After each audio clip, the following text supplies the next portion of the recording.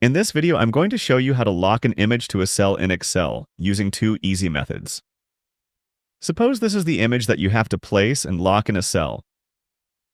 Let's open Excel and take a blank workbook. In the title bar, click on Insert. In the menu bar, click on Picture. In the drop-down menu, click on Place in Cell. Select this device. Select your image and click on Insert. Here you can see that our image is inside the cell.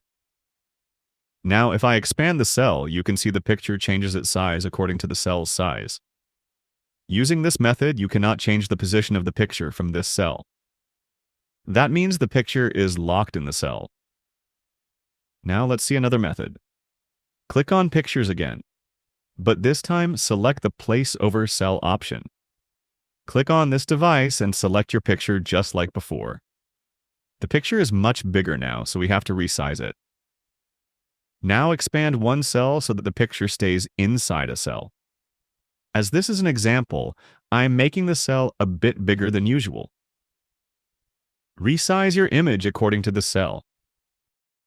Right-click on the picture. From the drop-down menu, click on Size and Properties. A Format menu should appear on your display. In the Format menu, expand the Properties tab. From here, select Move and Resize with text. Now close the Format menu. Now if I change the cell size, you can see that the picture also changes its size. You can place the picture over multiple cells also.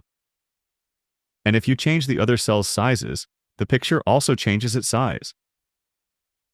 I recommend using the first method because using the second method, you can only lock the picture size, not the picture position. Feel free to reach out if you encounter any issues during the process. If this video helps you out, please leave a like and subscribe. Comment below if you have any questions. If you need further assistance, consider hiring a professional using the link in this video below.